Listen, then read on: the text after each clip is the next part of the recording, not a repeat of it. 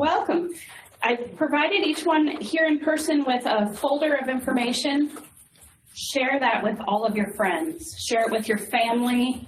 Nothing in there is copyrighted where I am the only one that can make the copies. So please give that to anybody. Talk it up. Tell the examples that I talk about today. We can't stop the bad guys until we stop giving them the money. And through this pandemic, it's only gotten worse. So I will go through quite a bit of information today. I'll give you lots of examples of real life that happens here at our bank.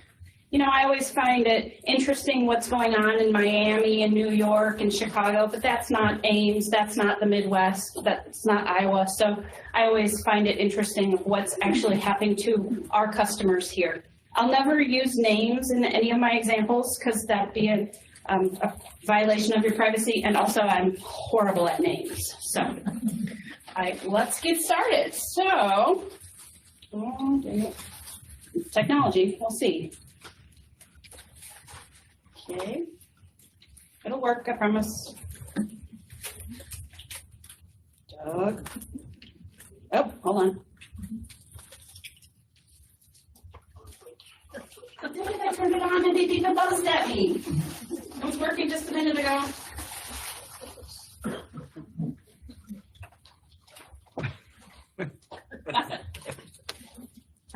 Nothing. It buzzed when I turned it on.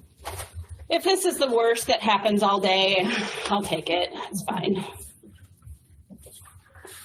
Take it out. I'll just use this.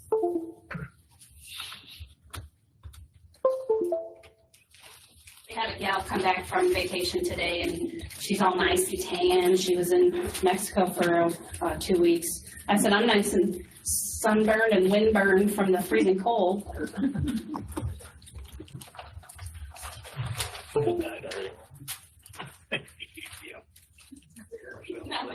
This is Doug.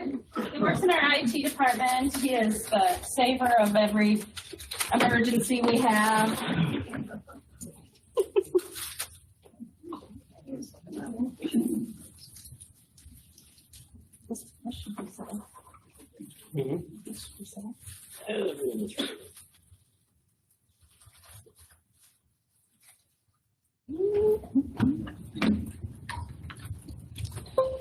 I don't even have any jokes prepared. I'm sorry. This work now? Oh, yay, we're in business. All right. Pretend we just started. Okay. So today I will go through quite a few different examples.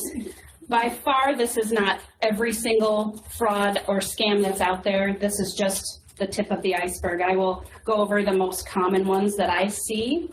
And I've got some show and tells. I've got some examples, some pictures on the screen too. So we'll get started. What is a fake check scam? Fake checks is just that. It's a check you receive in the mail that it's written on a real piece of paper, but is not actually a legitimate negotiable instrument. It all starts with who sends you the check in the mail. So I'll go through a bunch of these different examples and where they come from and what they're all about. Sudden riches, that's exactly it. You've won the lottery, but you never entered the lottery. You can't win if you don't enter. I know that seems trivial, but you would not be surprised at how many people bring in a piece of paper they've received in the mail that they won the lottery. And okay, so if you win $500,000 or more, and they send you a check in the mail for, it's usually between $1,000 and $5,000. That's usually the sweet spot. I think maybe if it goes over $5,000, it becomes a different felony level if they get caught.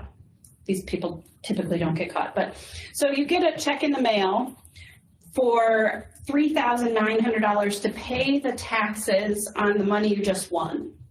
$500,000. We're all educated. What do you think the taxes are on $500,000 that you would just win in the lottery? Way more than $4,000. Yeah, right? They're going to take their fair share, and it's going to be, I would say, 40%. So when people receive that check in the mail and they're like, "Ooh, all I have to do is deposit this in my account and then pay the taxes." There again, you can't win if you don't enter the lottery. A work at home scam. Up until a couple years ago, when the pandemic started, working at home legitimately would be daycare providers, right? And who on earth wants to be a daycare provider? Not me. I need to get out of the house to get away every once in a while. So working at home has changed quite a bit in the last couple years. We have several employees here that work from home a couple days a week. We expect them to be answering the phone and actually doing work for the entire workday. So working at home, some of the scams I've seen are your job is to receive checks in the mail, take the checks, deposit them, you keep 10% and then wire out the difference, or Western Union the difference.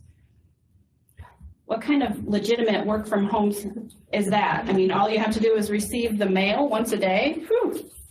I will share with you later in the slide presentation, I got a text last night. And I thought, you know, I'm always looking for things to add to the presentation, you know, of real life. I got a text last night that offered me to work from home. So, hey, this might be my last day. So that work from home scam, we had an individual, it's probably been about 5 years. She opened an account at one of our Des Moines locations. And we always check, okay, so why would you want to bank at First National Bank? Convenience, right? You want to come into the bank, see our smiling faces. This individual lived a good hour away from any one of our branches. Red flag to us. And why did you come into our bank? Well, she said she was going to be depositing checks for her employer, and then she's going to wire money out to a different country. Israel, I believe, was the country. That account lasted about 2 weeks. We shut it down right away. The checks she was receiving were from people that were having their computers fixed. So that whole scam of your computer's broken, we need you to send money here and there. Okay, a new laptop, under $2,000, right? What is the dollar amount to fix it that you'd be like, forget it, I'm just gonna buy a new one, right? If you had to pay $500 to fix your laptop that's already, 10 years old, wouldn't you just buy a new one? People fall for it, and they were sending this lady checks, and so we stopped it. Anytime I see anything suspicious, I report it to the FBI, basically, as I report it to FinCEN, and that is the Financial Enforcement Crimes Network. It's the big dogs. So anytime I see something like this, I report it to them, and they act on it if they would like. If not, it's not up to me whether they investigate or not. It turns out they took hold of this case. They investigated it, and 3 years after I filed my original report, I saw in the news that she was arrested. So the wheels of justice turn very slowly, but they do turn, is what I've been told. So it's validating to see anytime that I truly find something that is suspicious and I turn it in, that law enforcement takes hold of it. So I've been also told that anything under $500,000 they don't really get involved with, unless it's an elder abuse scam. Then definitely they get involved with those, but not much. So work from home, daycare, that's a legitimate work from home. Receiving checks in the mail, definitely not. I have seen quite a few people that want to work from home because they think that's so great, but they don't really want to do a lot of work. They want to be able to watch Netflix or do laundry or whatever, but actually legitimate working from home, not too many. Mystery shopper. That is one that's still out there. I'm surprised at it, but we as a bank, we hire mystery shoppers to come in and shop us, and they want to make sure that we stand to greet them. We offer a handshake if necessary. We call them by name, offer a follow-up, lots of things to do. We would never, ever, ever give somebody a check and ask them to mystery shop our teller to make sure we know how to count. We hire people that know how to count, hopefully. So we did have that instance. It's probably been a good 10 years ago. Somebody came into our North Grand location, took out several $1,000s in cash, and met somebody in the parking lot and handed it over. They were instructed to mystery shop to make sure we could count. We will never, ever ask you to do that, ever, ever. This mystery shop that I received, this example in the mail, this person got a check for $1,986, and they were instructed to go to Walmart, to Sears, I know Sears, it dates me right there, but McDonald's, to mystery shop those, and then to take $1,600 and go to Western Union and then send the difference back to somebody else. We will never, ever ask you to take money to Western Union. I'm actually surprised that Western Union is still in business because so much fraud happens with them. But legitimate companies will never ask you to send money somewhere with cash. Mystery shopper, I don't see it all that much anymore. There's, it's just the trends. I see a lot and then it goes away for a while and something else comes up. So mystery shopping is kind of down in the bottom. That just means it's going to be prevalent next month. Overpayments. This is very common if you're listing something for sale. My son likes to go thrifting, and he likes to find great deals at Salvation Army or Overflow, and then he lists them for resale. Anytime he gets a request that they want to pay extra for it, I said, delete those. You don't even want to be involved. When was the last time you offered to pay more for something? I'm betting never, never. Craigslist, Amazon, Facebook Marketplace, any place you want to list your item for sale. Facebook Marketplace is a huge place for selling items. You put in your zip code and how far you want to travel to buy something. Craigslist. Surprisingly, I still see a lot of people put things up for sale on Craigslist. We had a gentleman list their lawnmower for sale on Craigslist for $500. They received an inquiry and a check in the mail for $1,500. Must be a super great lawnmower, right? No, nobody wants to pay extra for a lawnmower. In fact, wouldn't you probably be like, hey, will you take $200 for that $500 lawnmower, right? Up until last week, I had a motorcycle for sale, but we finally sold it. So we had that for sale on Craigslist for a while. I got quite a few emails right away wanting to sell it. And that also brings up to the point, what's the dollar amount that you're willing to buy something sight unseen that's used from an individual?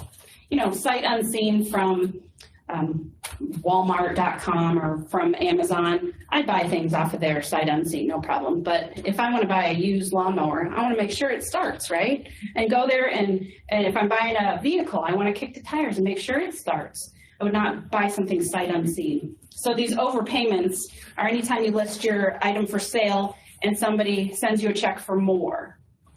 We had this happen to one of our customers. They listed a gaming console for sale. Thank goodness my kids they're not interested in gaming, but they listed this for sale. Somebody sent them a check. I think they listed it for sale for a couple $100 and received a check in the mail for $1,000. They deposited the check, shipped the console, and then the person said, oh, but by the way, I sent too much money. Could you wire transfer or Western Union me back the difference? And they did it. Then the check comes back to the bank 3 days later that it's no good, it's fraudulent. They're out the unit and they sent the money. So it's kind of a triple whammy in that case. That person had their parents on their account too. So I'm on my kids' accounts and I watch them like a hawk. I want to make sure, why are you going to Starbucks again? That's so dumb. But anyway, if one of them gets overdrawn, it takes the money out of my account. So with this individual, she shipped her gaming console. Now the check bounced and the parents had to cover the check. I can only imagine what the conversation was around that dinner table, but not good. Legitimate buyers send the exact amount. You want to buy something, you send the exact amount, or you want to pay less too. I've had one case that had a good ending about purchasing a vehicle sight unseen. I had a gentleman that wanted to buy a vehicle from a dealership in Florida, sight unseen, And he wired the money down to the dealership. I was like, I don't know, see, I wouldn't do it if I were you. It turned out fine. One time. I've been here almost 27 years. That was a good ending one time. We did have somebody want to buy a motorcycle, and they were instructed to wire the money. And when you come in to do a wire transfer, we say over and over again, once this money leaves the building, it's gone. I can't get it back for you. And this gentleman insisted. I'm going to buy this motorcycle. He sent the money and never got the motorcycle. So we can only warn you so much, and ultimately it is your money, and we try and ask good questions. But rental schemes, this in Ames is happens quite a bit. A lot of rental property here, lots of rental property. You list and I know a lot of people that own rental property as well. That brings up the point. So would you rent a place without going to see it, right? You want to make sure the carpet's clean and it doesn't smell or anything. So when you list your place for rent or for sublease or anything like that, and then you get a bunch of emails, oh, that looks great, I want to rent it, no problem. We had this happen to one of the big landlords in Ames. He received an email, said, oh, this looks perfect, I'm coming from out of town, this looks great. That person sent the landlord here in Ames 3 different checks, one for first month, last month, and deposit those, and then the next day he got an email saying, I'm sorry, it's not going to work. I would like you to keep $200 for your trouble and then wire me back the difference, Western Union. He came in here and wanted to send the money Western Union. We're not a Western Union bank. US Bank across the street is. Hy-Vee does Western Union transfers. So we said, sorry, we can't complete that for you because we're not Western Union. And then he left, and I overheard this conversation, and I was like, let's call him back. So I called him and went through this whole thing. I said, I'm positive you're being scammed. And turns out it was a scam, saved him a couple $1,000s. No thank you, no roses, no box of chocolate, nothing. So that's it for him, not saving him. Rental schemes, that does happen a lot, especially with subleasing. Lots of people fall victim. They just want their place sublet so they can get out of town. See this quite a bit. Sad. Cash grants. This is something. If you don't apply for a cash grant, you can't get it. If you know anybody that's in the grant writing business, it's a full-time job just writing grants. Nobody just sends out free money. So if it sounds too good to be true, it is. I don't see this as much. Especially in the last few years. This one, however, I see probably weekly, sometimes daily. People that they're working at their computer or just playing on your computer, and you get a pop-up that says, I see you have computer problems. Call this number to get help with your computer. They instruct you to call the help desk. The bad guys are the ones running that help desk. And like I said earlier, what's that dollar amount that you'd be like, I'm just going to buy a new laptop? They're not that expensive that it's going to, if you have to pay $500, $700 to get your laptop fixed, it's probably old enough that you should just get a new one anyway. So a lot of times when you call this number, they will gain access to your computer. You give them the access, you grant them access. I see this all the time. And then since they are now controlling your computer, your laptop, whatever, they can open anything you have on there. Anything. They can have access to your online banking. If you've got that stored, they'll ask you to enter your password to online banking. I've had it happen where somebody was in this situation. They gave access to the help desk. I think Microsoft is the one I hear most recently. They gave access to them. They went online to their mobile banking, transferred money, and then gave you a sob story as, I just sent you all this money, which in fact it was just a transfer between your own accounts. I just sent you this money and I am going to lose my job and it's a big sob story. You need to send me back the money. When in fact, it was just a transfer. So anytime we do see if this happens, we have to close your accounts, open new ones, change all your passwords, change all your automatic withdrawals, change all your anything that happens without you actually going to do it. So lots and lots of work. If there's ever a pop-up on your computer, delete, delete, delete. And it might be a time to take it. I'll give Best Buy a plug for this one part. They're on my list on a different subject, but they will take your laptop and scrub it clean on the inside and make sure that there's no viruses on there. So if you are getting pop-ups, it's probably a good time to take it in and have it cleaned. But we see this quite a bit, and it's usually after the fact and the individual has sent money somewhere. Email compromise is another big one. Anytime you receive an email from somebody, it just seems a bit strange. In the packet, there's a sheet that's got red ink on it. I refer to this all the time. This is another one to also share with everybody you know. If you receive an email and it just seems a little bit strange to you, maybe the grammar's a little bit off. They're giving you a link to click on. Never ever click on a link in an email that you're not expecting. Did you just swipe my packet?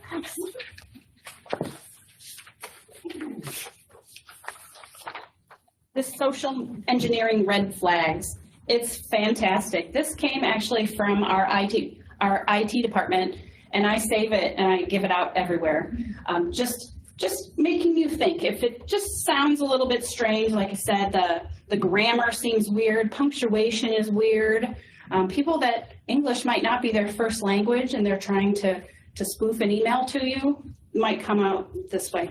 Like I said, never click on a link in an email that you were not expecting, ever. There's a lot of email compromises that have Amazon in the words. Like your Amazon shipment has been delayed, click here to track it or whatever. Lots around the holidays when you're ordering stuff, and I often joke if the Amazon delivery guy doesn't come to our house every day, he's going to stop and check on us, make sure we're okay. Because my husband loves that. He hates in-person shopping, but Amazon, sure. Anyway, this fantastic piece of paper from our IT department. But I had one of our dentists, he received an email from a friend of his that said they're out of town and out of the country, and they lost their passport. Could you please send money to help? And he came in and wanted to send money to his friend, and I said, have you checked? Have you tried calling him? And it turned out that that person wasn't overseas. Their own email had gotten compromised. Karen's husband is the pastor at First Christian Church in Gilbert. Is that right? Gilbert Lutheran Church, sorry. And there was an email that went out just in the last couple days from him, not really from him, but from him saying that please go buy some gift cards to help out homeless? Okay. I should probably get the story straight if I'm going to tell the story right. So an email went out with his name on it saying it's from him. Please buy gift cards to help breast cancer survivors. I'm sure everybody knows somebody that's dealt with that. And so it tugs at your heartstrings. Sure. And Christian, he's a pastor. I mean, you probably do something like that, right? Never, ever would we ever ask for you to buy something, scratch off the number on the back, and read it to somebody over the phone or send that to an email. Never, ever. So email compromises, I have another example. One of our customers received a direct deposit in their account for $100,000. I've got a folder. You don't want to get in my folder. It's my I need to watch these people folder. And I had been watching this gentleman, And he received this wire for $100,000, and there's absolutely no way this cannot be legitimate. So I looked up the bank that it came from, called the bank, and they thankfully gave me the phone number of the business that initiated this deposit. And so I called the business and I said, I'm positive this is not legitimate and you just sent my customer $100,000. She said, you know, let me check on that. I got an email from the CEO and he told me to pay this invoice. And then so she hung up, called me back in 15 minutes, panicked, and she said, could you please send back that money? And I returned the ACH to them. It was $100,000. There again, no flowers, no chocolate, no thank you, $100,000. Turns out their CEO had their email compromised. That's why we don't do anything strictly through email. We will give you a call to verify. I had a gal this morning. She came in last summer. She was getting divorced. She is moving to the Caribbean. She said, enough, I'm done with Ames. I want to be somewhere warm. I got an email from her today that she found a place. We knew it was coming, and that she couldn't call me on the phone because she doesn't have a phone anymore. And I was like, red flag. And she said I could FaceTime you. And so I gave her my phone number, and she FaceTimed, and it was her. And happy ending. She bought a place in the Caribbean, and I'm super jealous. I showed her the snow outside. She's like, sorry. So, but we don't do anything just through an email. Ever, ever, never. So if you send us an email with a request, chances are you're going to get a phone call follow-up, or you should anyway. So for this reason alone, we had one of our business customers in Des Moines send an email to a personal banker in Des Moines. She initiated a $50,000 wire, and it turns out our customer had their email compromised. Unfortunately, that employee lost their job over that because it's not following our procedures. But you just can never, ever trust an email. Sometimes I'll send my parents an email saying, click here, and then I'll follow up. I'll call my mom and say that was a legitimate one. I tell them all these stories, so they're pretty much, I hope, paranoid to click on any links. My dad asked if he could participate today, and I said, no, I don't need any hecklers. So I just know he would ask some questions. So he's a member of the Ames Woodworking Club, and anytime I tell him a story, he then tells his friends. It's like that telephone, you know, where I'm fine with it. I never ever use the name, so please share my examples. If I just had to sit upstairs and twiddle my thumbs and not deal with any fraud, that'd be fine, right? I got stuff I could do, but unfortunately I have to deal with this at all. So email compromise, huge, huge. See it all the time.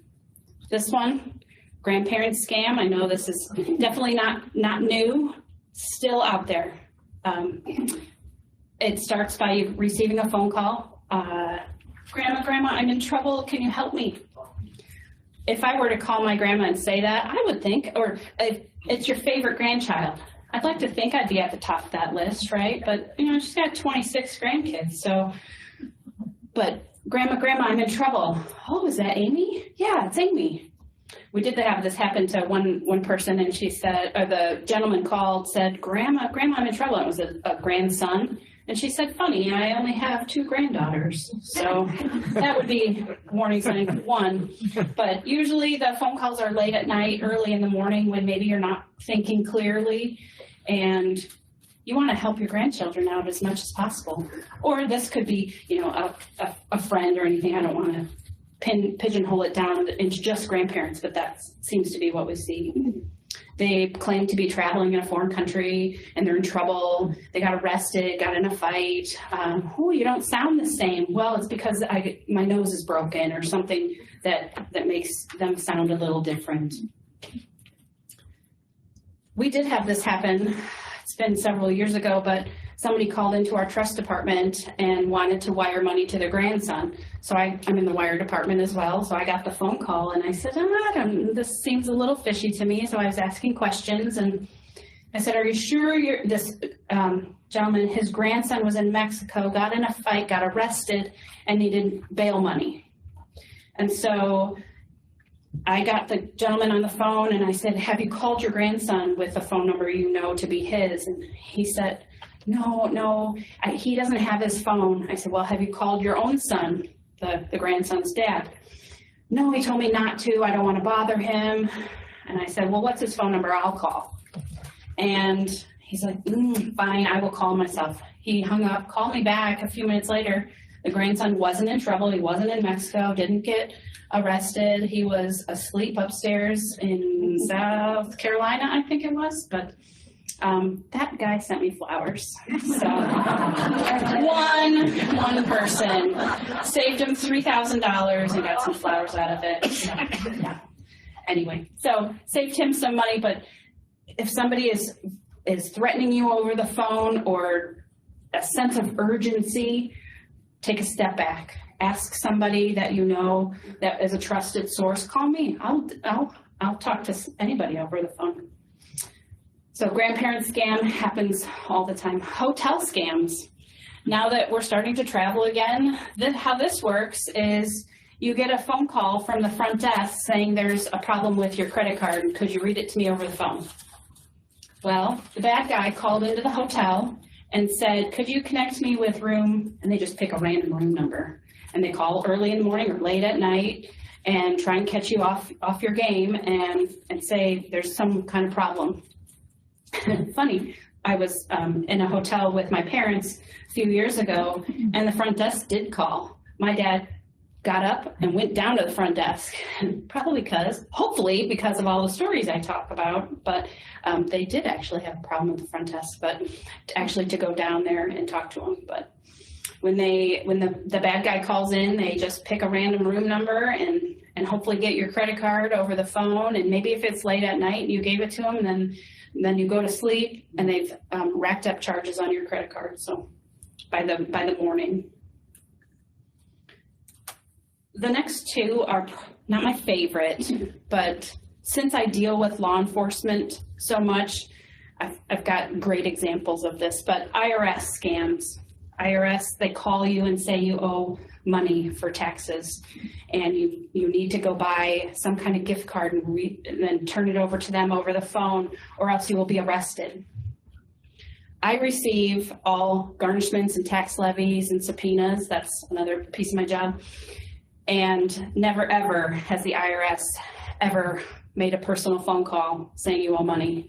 What they do instead, they send a letter to me at the bank, and I just take the money and then turn it back over to them. I received 3 child support levies yesterday via paper. They came to my desk. I took the money out of the account and hold it. Never ever does the child support recovery unit give me a call or call their people. IRS, they're way too busy to make any personal phone calls. They like calling the bank, or sending the letter to the bank. We take the money. I've also been told, why did you take that money? Why didn't you call me first? Well, then you would have taken all the money out of your account and there'd be nothing to turn over. So IRS will never ever call. I've also been told that, well, it said IRS on caller ID. Bad guys can spoof phone calls like that. If you receive a phone call from the IRS and it's a foreign accent, hang up. Better yet, don't even answer the phone. I used to have a landline and we were trying to save some money, so I got rid of caller ID. Worst thing ever. I don't like the randomness. I don't know who's on the other line. Is it my mom or is it these bad guys calling? So got rid of the landline and now just have a cell phone. And if it doesn't have anybody's contact, let it go to voicemail. If it's super important, you should have them in your contact list. And if it's super important, they'll leave a message. I love now that the cell phone companies say potential scam. Have you gotten those phone calls? Don't answer. Unless you're super bored and want to engage in some entertainment, but don't even answer. If it is important, they'll leave a message. And if they do leave a phone number and you're like, this doesn't sound right, ask somebody else, give me a call, this doesn't seem right, but never ever, like I said, the IRS will never call you, ever.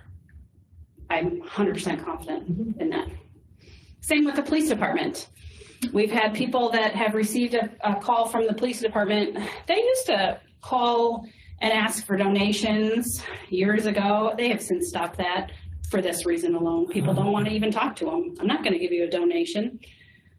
You just randomly called me. They call to pretend there are the police and say there's a warrant out for your arrest. And instead of doing that, I want you to go buy iTunes gift cards and read me the phone number or the number off the back. What? And I know several different officers. They're not going to call. They're going to personally show up. And if you had a warrant out for arrest, chances are you probably know about it. And you're a bad guy, you know. But I'm pretty confident there's nobody in here that the police will be calling and saying that they have a warrant out for your arrest. Like I said, police will never ever call you. They show up. That's what they like to do. That sneak attack, right? So, later. Handyman scams. This happens typically after some kind of natural disaster. After the derecho, lots of these bad guys came out of the woodwork. And how this happens, I have one example that was here in Ames. Somebody came to this lady's front door, knocked on the door and said, one of your neighbors, and he even did his research and had the name of the neighbor, sent me down and said, maybe you could use some help. And I noticed you have some bushes that need trimmed and your gutter is kind of loose over there. And the gal answered the door and she single, needed some work done. And so she's like, yeah, actually I do need some housework done. And could you trim those trees and fix this gutter? And so he did some work, made a pile of brush, and then went back to the door and said, okay, now I'm ready to move on to the gutter. And I noticed maybe this fence needs fixed. And could you give me an advance so that I can go buy the equipment, buy the materials to fix your fence and fix the gutter? And she wrote him a check. He came into the bank wanting to cash the check.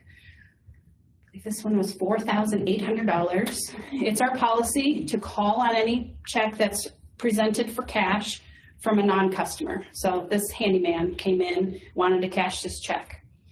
And the personal banker called our customer and she said, yeah, I wrote the check.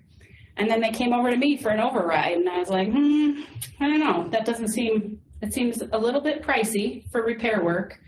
And also just, so I called our customer and I said, has he finished the work? She said, no, but this was in advance. Legitimate companies have a line of credit they work off of. They buy the materials, use the line of credit, do the work, and then they get paid, and then they pay down their line of credit. That's how it should work. This gentleman was, in my mind, I believe he would have taken that money and she would never have seen him again. She would have had a pile of brush in her front yard that this guy made. And so that's turning it into a civil suit because he did some of the work. It's not criminal, it is in my mind, but because he did some of the work, he could argue, I did $4,800 work. That's why I didn't come back. And so I had this customer come in and she was gonna meet with him at my desk. In the meantime, he said, well, I got things to do, and he left. I never saw him again. And we met with an officer, and the officer said, you know, if you want, I've got contacts of people that actually do handyman work if you need some work done. And so she connected with him, happy ending. But she said, I should probably pay this guy. He did a little bit of the work. And I said, if you see him again, offer $200 if he were to take that pile of brush and remove it. And so she received a phone call from him later that day, and she said, if you come and do this and remove this brush, I'll pay you. And his response was, are you a church-going woman? What does that have to do with this pile of sticks? And she said, yeah. He said, take that $200 and put it in the collection plate on Sunday. That also shows me that he was never coming back. He was going to cash that check and he'd be on his way. He did, after I got off the phone with her and he came over to my desk and he's like, well, is there a problem? And I go, well, where are you from? You know, are you close to Ames? He was from Clinton. There's not enough people in Clinton that need their trees trimmed. Yeah, I believe we would never have seen him again. So it's sad in the time of, during that derecho, we drive down the street, you could have gone to anybody's house. You could come to my house. Like, I still got a tree that needs fixing, but my dad came over with his chainsaw, and I looked him in the eye. I said, don't make eye contact with any of my neighbors. You're here to help me only, right? So, anyway, only pay for the job once it's complete. Sad that they prey on people after a disaster, after a tornado, anything after flooding. It's crazy, crazy, crazy. But handyman scams. Handy woman, I haven't heard of any women doing this, but it could. We're gender neutral, whatever. Next one, online dating. You know, this seems like I'm not going to do that, but we have a woman in our trust department that is a trust customer. She met somebody online, befriended him, they talked back and forth, and he said, oh, could you send me some money? I need help with whatever. She went against her better judgment, sent money. I think it was $45,000. And her comment, she said, I have lost all faith in humanity, which is very sad. I often ask people, have you met the person in person? And I've gotten the answer is, oh yeah, I've met him in person. Did you shake their hand? Because meeting somebody on FaceTime is not meeting them in person. Shaking their hand, different. We do have a gentleman that he told me he met this gal in person. I don't know. Maybe he did or maybe he didn't. She had to get out of the country. This was right as the pandemic was starting. Shocking.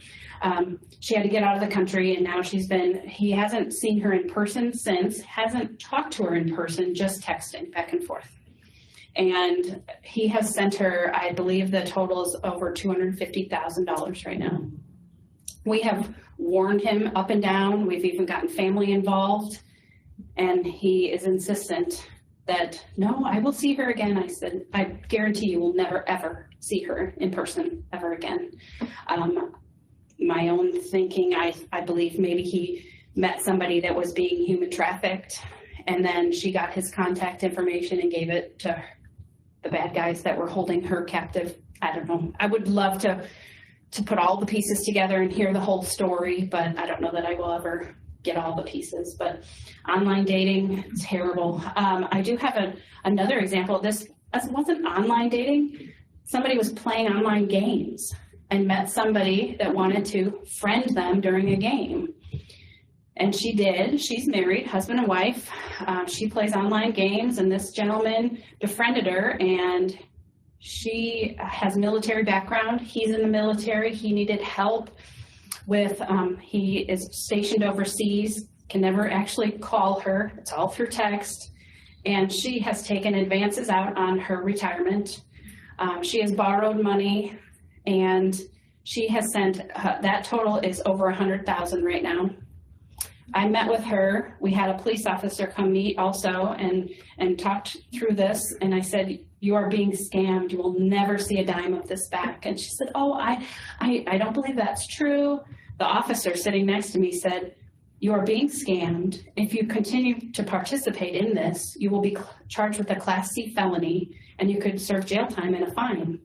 You'd think that would be it, right? You'd think, oh, geez, if I had to meet with a police officer that I didn't call myself, you know, I'd be scared, right? Sweaty. So she has run out of money. She cannot borrow anymore. She's run out of money, but she is a willing participant.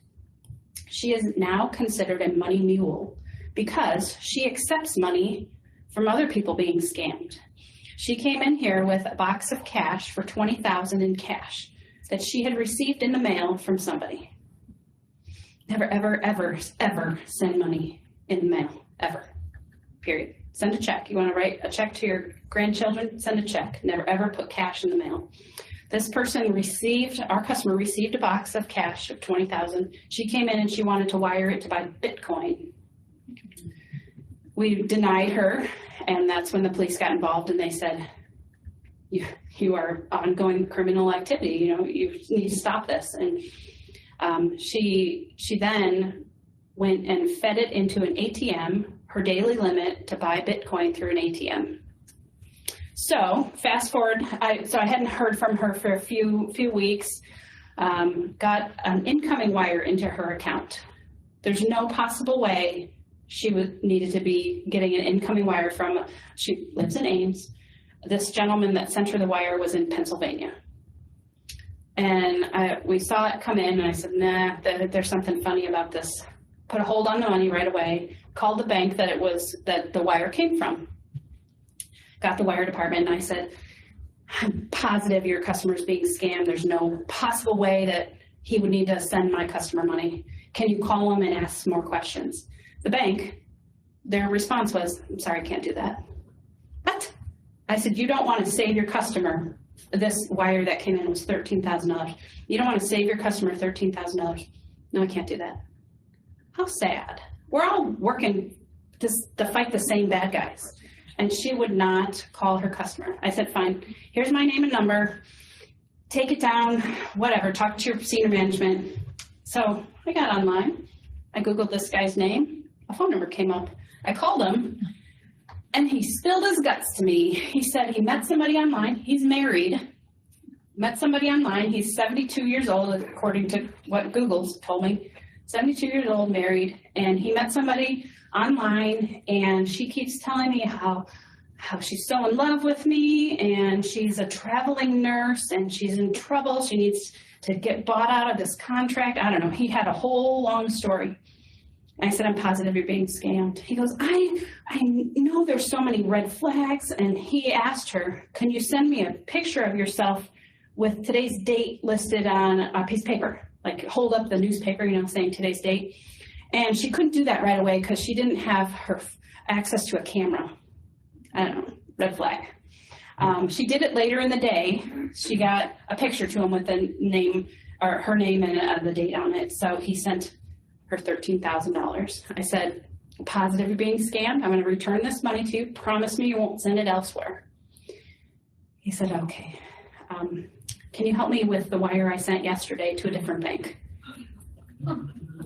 I would be so mad if my husband sent money to somebody he met online, first of all, and then did it twice. So I cannot retrieve money that was sent to a different bank. I said I recommend you contacting your local law enforcement. They can't do anything about this either. So the person he sent it to, my customer, would have then been in turn sending it somewhere else. That's the money mule part. And being a knowing participant is illegal. So sad endings to those. I know there's got to be some good stories to online dating.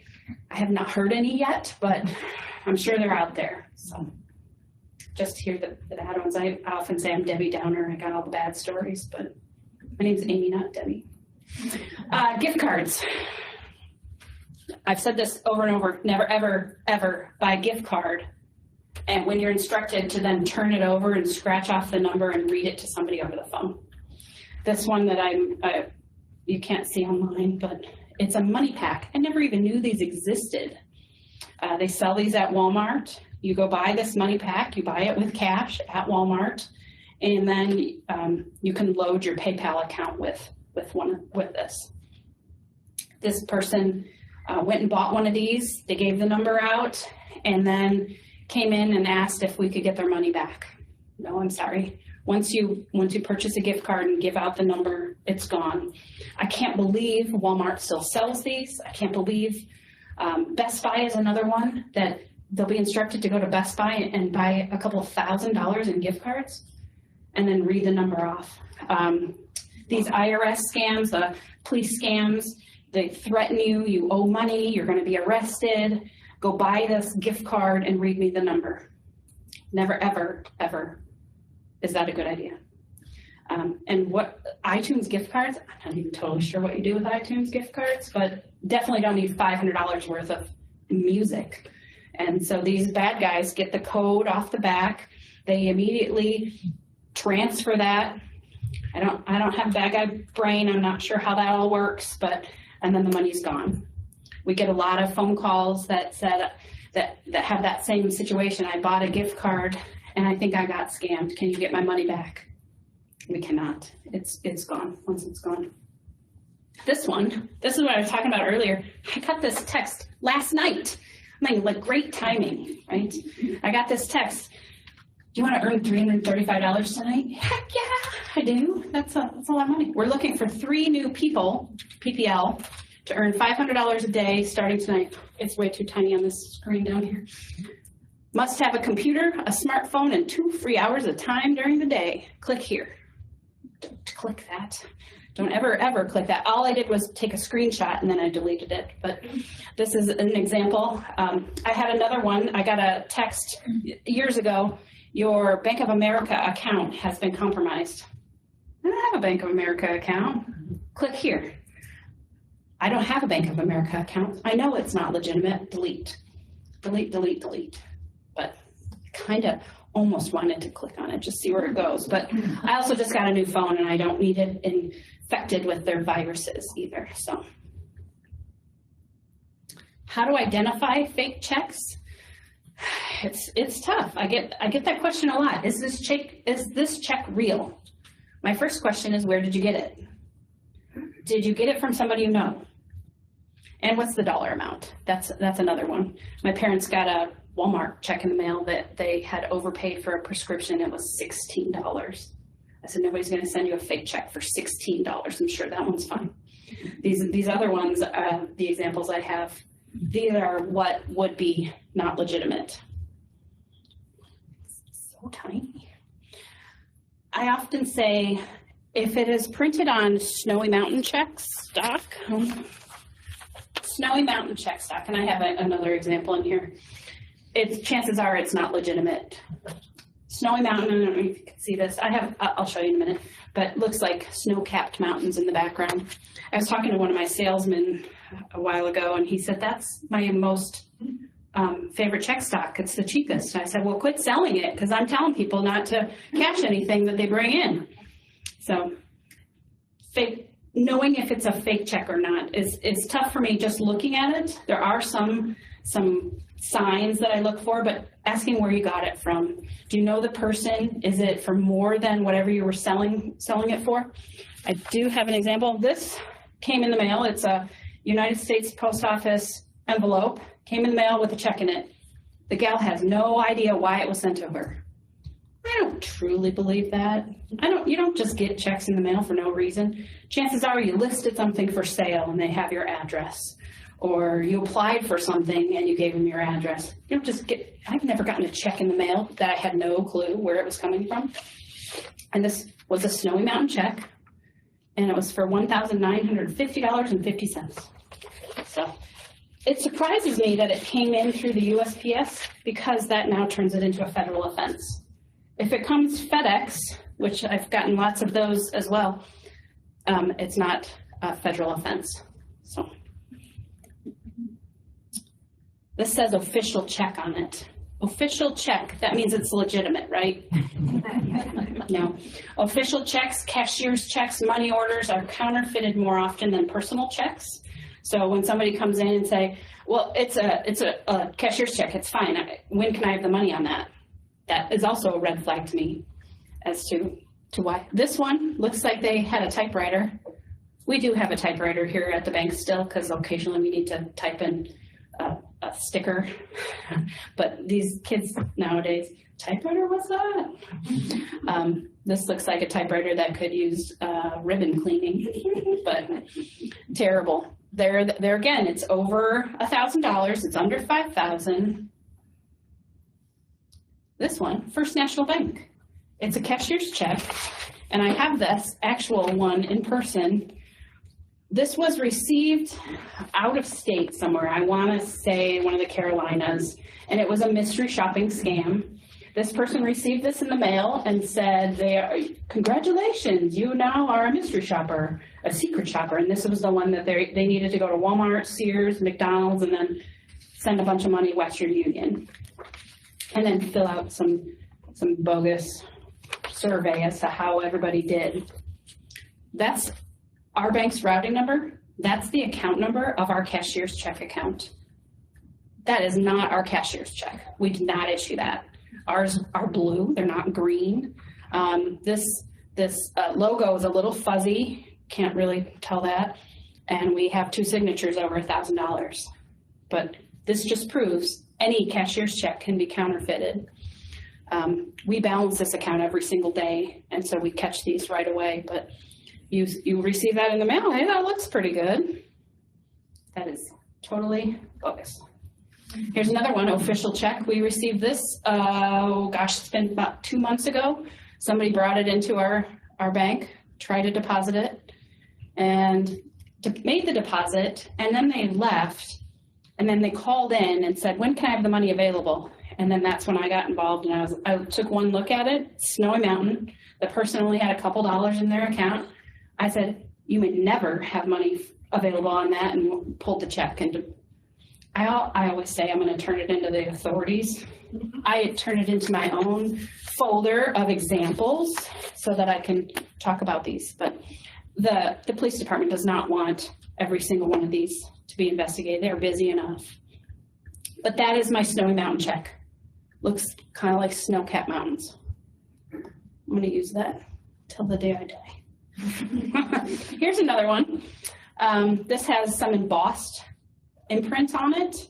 I call that the ka-chunk machine. We have one upstairs. We used to use it where we would type in the amount and stick that in, and it goes ka-chunk, and it embosses the amount on there. All that means is the bad guy also bought one of those ka-chunk machines. I'm sure it has a fancier name. I don't know what it's called, but.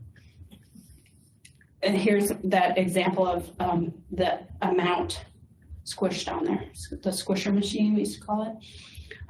$27.50. Again, under 5,000.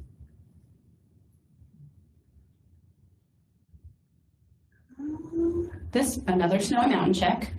This gentleman received this check. There again, only kept a couple dollars in his account, wanted to make this deposit, and then right away asked, when can I have the money available on this? And then this was another one we took right out of the account and said, never, you may never have that. And then once you do this, you get put into my red folder. So now I check this guy's account to make sure he's not doing this again. So you don't want to get into that folder. So how do the scammers find their victims? In one of those piece of paper examples, it says, if you have a phone, if you have an email, if you have an address, you can be a victim. They find them through newspaper ads. Did you put something for sale? Obituaries, that's huge, sad, terrible. These people are terrible. Craigslist, eBay. My son lists things for sale on eBay, and the amount of garbage emails he receives back are crazy. He also details cars, and he put his information out on Facebook that he details cars. He got notified by somebody, because he put his phone number out there too. He got notified by somebody, I have 5 cars for you, how much would it be? And he's like, I don't have time for 5 cars. But turns out that person was a scam. So block the person, block the sender. Chat rooms, the person that was playing the online game and got contacted by somebody, we consider that a chat room. You're engaging with conversation with somebody you've never met before. Phone books, I know that seems silly. We finally stopped getting phone books delivered to the bank. We use them as footrests. You know, nobody uses that anymore. Driving around, like that handyman scam, they just drive around, look for a house that might be a little bit run down and maybe needing some help, and try their luck. Victim prevention, stop and think. Does it sound too good to be true? Did I enter that lottery? I don't remember entering the lottery. I don't think, yeah, if it sounds too good to be true, it is. I know that sounds, like, doesn't everybody know that by now? If you do bring in a deposit, just because the bank gives you access to the funds does not mean it's a legitimate check. If we put a hold on every single deposit that we received, if we put a hold on it for 3 days, we'd have no customers. They'd be like, I don't know, I want my money now, right? So just because the bank gave you access to the funds does not make it legitimate. Never cash checks for people you don't know. Duh. We had this happen. Somebody was approached outside and said, I don't have a bank account, help me. And fine, you know, sold out, and they brought the checks in, and we cashed them because you're a good customer. We want to help you and then turns out they came back as fraudulent. So, you never, like, just don't use your hairdryer in the bathtub. Why does it need to be said? Never cash checks for people you don't know. I know it doesn't need to be said, but I still say it out loud. What else can you do? Sign up for internet banking. Keep an eye on your account. We have different alerts that you can sign up. Text banking, mobile banking, sign up for the alerts, spread the word. Nothing I talked about today is a secret. None of those pieces of paper are a secret. Share them with your friends, put them in your break room, wherever, but spread the word. Like I said, if I never had to talk about this again, people would be fine with me. I got lots of other things to do. I'm a quilter. I'd much rather talk quilting than fraud, so I'm going to talk. We do have credit monitoring available. There's a piece of paper in there about that. I personally have signed up for that, so I give this talk quite often. There's a bank account signed up in my name in Florida. I do everything to try and protect myself, and I still was a victim. So I have signed up for credit monitoring. I get an email once a month that says nothing has touched your credit this month. So it's peace of mind for a couple dollars.